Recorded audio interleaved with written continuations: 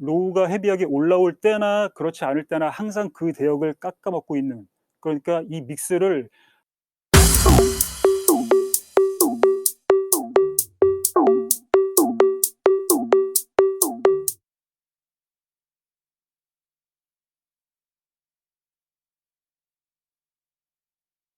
만나서 반갑습니다. 소니코리아 예, 음향 감독 최 감독입니다. 예. 이 모임은 아주 박수가 잘 나와서 좋네요. 예. 앞으로 한 두세 번 정도 더 나왔으면 좋겠네요. 오늘 김인옥 감독님이 좀 오늘 아시다시피 호스트고 저는 좀 코 호스트인데 흥미로운 주제를 던져주셔서 저도 던져주셨어요. 재밌었습니다. 그 주제가 안 좋은 사운드, 안 좋은 마스터링 이런 것 좀 얘기해보자. 되게 이런 세미나 같은 거 하면은 다 좋은 사운드에 대한 얘기하느라고 막 침이 튀지 않습니까? 안 좋은 사운드에 대한 얘기, 예, 사실 제가 많이 합니다. 왜냐하면 그런 예를 들어야 좋은 사운드에 대한 대비가 되기 때문에 그런 얘기를 저도 하는 편입니다. 오늘은 뭐 화면에 너무 집중 안 하셔도 될 것 같은데 제가 뭐 까먹을까봐. 네, 똑같은 화면.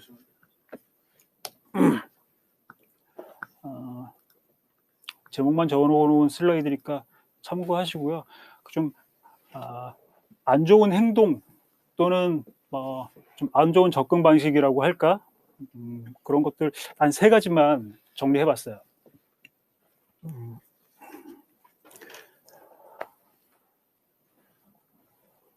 자, 시작할게요. 먼저 뮤지션이 마스터링 하지 마라. 제목이 좀 자극적인가요? 이제 일부러 좀 이렇게 쓴 거니까 오해는 없으시기를 바라겠습니다. 굳이 뮤지션이라는 단어를 쓴 거는 좀 상징적인 거고요.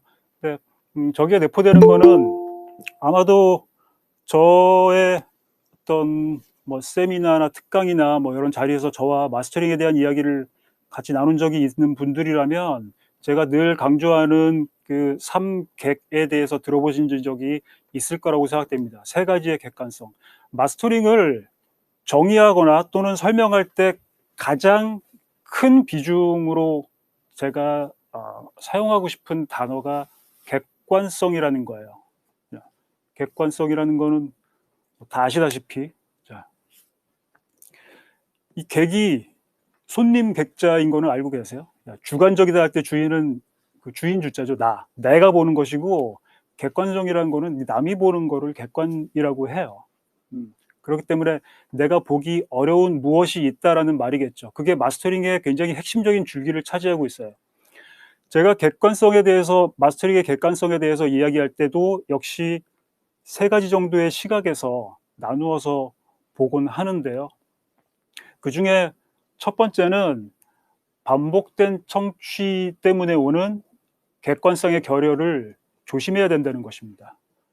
무슨 얘기인지 감은 오시겠죠. 믹싱, 마스터링이라는 어떤 스튜디오 작업들이 쭉 있는데 한 곡을 믹싱할 때 이미 한 40-50번은 들어요. 40-50번은 굉장히 작게 작은 거거든요. 40-50번이면 한 7-8시간 전통적으로 이제 스튜디오에 2%에 한 곡 이렇게 맡기면은 한 7-8시간 정도 되잖아요. 그동안 계속 반복돼서 들으면은 한 40-50번 정도 될 거예요. 근데 우리가 그렇게 빨리 마칠 일이 별로 없죠. 좀 더 오래 걸리죠. 며칠 또는 몇 주일 또 이렇게 붙잡고 있고 그러다 보면은 수백 번 반복된 리스닝을 하게 됩니다. 그런데 거기다가 내가 레코딩부터 담당했다. 그러면은 그게 1000단위까지 쉽게 넘어갈 수 있어요. 그렇죠? 끄덕끄덕이죠. 아닌가요? 뭐 특히 보컬 녹음하다 보면 굉장히 많이 듣게 돼요. 근데 또 솔로가 아니라 좀 아이돌처럼 뭐 한 10명 된다 그러면은 보컬 이렇게 찍어갈 때 이제 일렬 번호가 뒤에 하나씩 붙는데 뭐 거의 1000단위로 올라가거든요. 게다가 내가 작곡, 편곡까지 시작한 뮤지션이고 창작자다 그러면은 그 숫자가 어마어마한단 말이에요. 얼마나 많은 숫자의 그 반복된 청취를 하는지 세는 거는 불가능해요. 그거를 세려고 하는 순간 내가 왜 토를 안 하고 이렇게 많이 들을 수 있었지? 의아해질 정도로 굉장히 많이 듣게 됩니다. 거기서 우리는 벌써 객관성이라는 건 떨어질 수밖에 없겠죠. 그래서 저런 객관성을, 그러니까 우리가 항상 지나가는 출퇴근길에 뭐가 있는지 우리 잘 몰라요. 뭐 꽃이 피었는지 잘 모르는데, 근데 초행길이라면 다르죠. 그래서 제가 첫 경험의 중요성을 강조하는 이유가 거기에 있습니다. 첫 경험에서 우리가 얻는 정보의 양, 게다가 그 유용한 정보의 양은 굉장히 많아요. 굉장히 많고, 이게 두 번째 경험에서는 점점 뚝뚝뚝뚝 떨어지거든요. 놀랍게도 우리가 세상에서 어떤 소리를 처음으로 듣는다는 경험은 죽을 때까지 딱 한 번밖에 못 한답니다. 왜냐하면 두 번째 들으면 처음이 아니잖아. 그래서 첫 경험에서 들으는 얻을 수 있는 정보를 최대한 활용하는 게 마스터링에서는 굉장히 중요해요. 그러면 여러분이 3,000번 들으면서도 놓쳤던 것을 처음 파악하는 데 굉장히 용이합니다. 실제로 저도 마스터링 할 때 처음 한 번 쭉 4번에 걸쳐서 쭉 듣는 동안 머릿속에서 작전이 거의 다 쭉 쓰죠. 그것만 해도 벌써 마스터링의 절반은 진행된 거라고 생각합니다. 그 다음부터는 이제 미세 조정이죠. 이런 반복된 청취에 가장 많이 노출될 수밖에 없는 사람이 이제 믹싱 엔지니어고, 그거보다 더 노출될 수 있는 사람이 뮤지션이고, 뭐 그렇게 되겠죠. 또 하나 볼까요? 객관적인 모니터가 가능한 환경. 자, 이거는 제가 모니터링 시스템에 대해서 강조하면서 쓰는 말입니다. 모니터링 시스템. 특히 모니터링 시스템은 모니터보다 저는 시스템이라는 말을 더 중점을 두고 싶어요. 왜 시스템이라는 말을 굳이 붙이게 되느냐? 왜냐하면 저 스피커 하나만으로 모니터 환경이 완성되는 건 아니기 때문이죠. 그리고 시스템이라는 말을 쓸 때는 어떤 목적을 달성하기 위해서 그에 필요한 여러 가지 부수적인 장비와 환경들을 모아서 통합적인 개체를 만들었을 때 우리가 시스템이라고 합니다. 모니터링은 시스템이에요. 그래서 저게 보이는 스피커가 아주 중요한 요소이긴 하지만 그거 못지않게 큰 역할을 하는 그 요소들이 많이 있습니다. 파워앰프, 그 사이를 연결하는 케이블, 프리앰프와 볼륨 컨트롤러, 기타 등등. 무엇보다도 중요한 거는 이 공간이죠.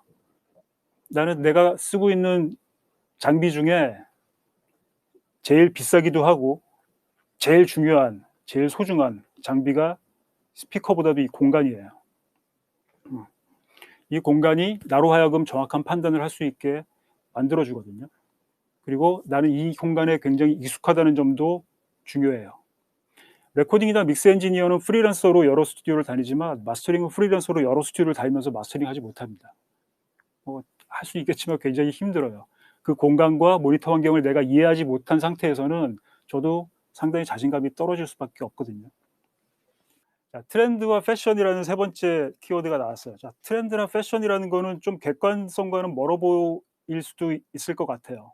그런데 현재 뭐가 트렌드고 뭐가 패션이고 뭐가 대세인지는 이거는 팩트고 현실이고 그냥 통계에 기반한 그런 객관적인 데이터예요. 그렇죠?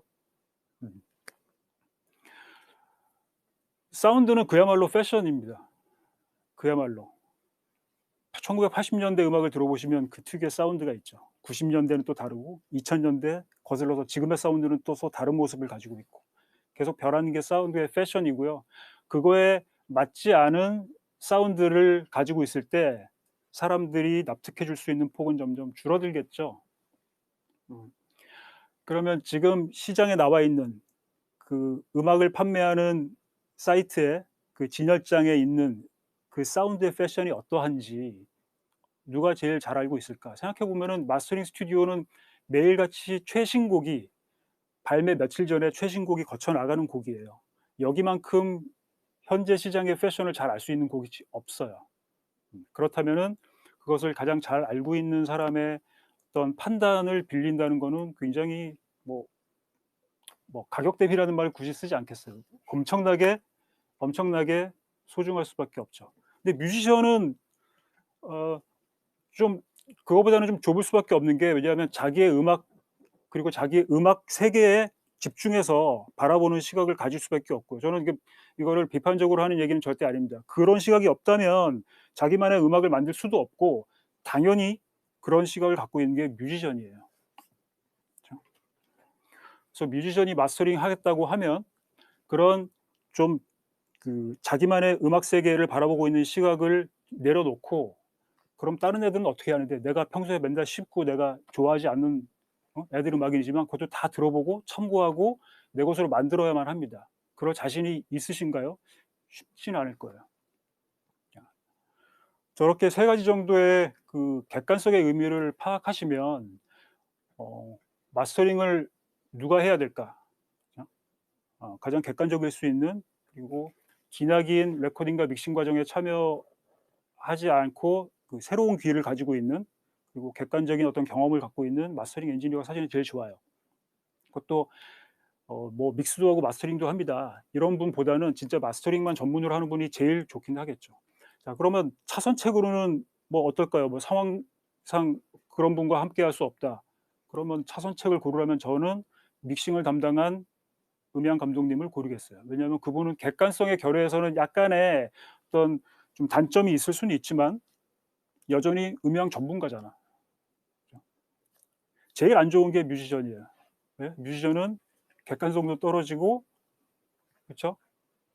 그다음에 음향 전문가도 아니고, 그리고 이런 스튜디오도 없어.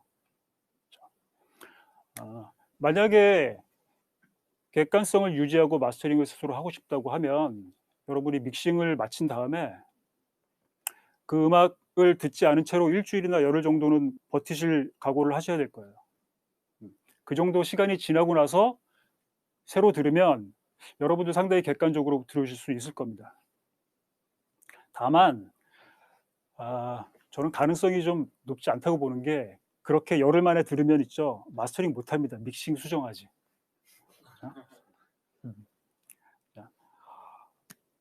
잠깐 제가 사전에 뭐 보내주셨다고 하던 질문을 몇 개 봤는데, 그중에 로우 컷에 대한 질문이 있어서 좀 흥미로웠어요. 그래서 저는 마스터링의 로우 컷이 무슨 이슈인 건가? 그래서 이제 구글에 마스터링 로우 컷 이렇게 적어가지고 서치를 해보니까 제일 위에 뭐 또 뭐 뜨는 게 있더라고요. 어떤 사이트였는데,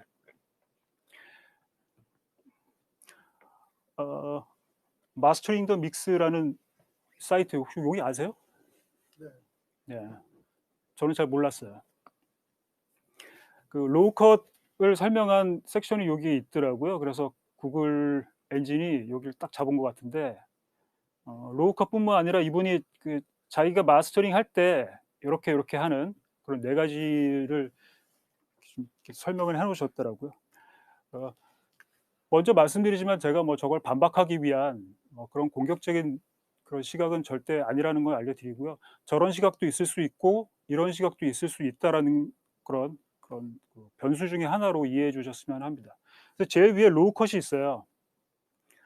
부연 설명을 보면 트랙이, 그러니까 믹스된 트랙이 굉장히 베이스가 헤비할 때, 굉장히 무겁게 느껴질 때 나는 로우 컷을 한다. 60Hz 정도에서 하는데, 뭐 중요한 거는 필터가 옥타브의 6dB 정도, 뭐 제일 완만한 거죠. 너무 깊은 거 쓰면은 또 부작용이 생기니까 완만한 걸로 한다.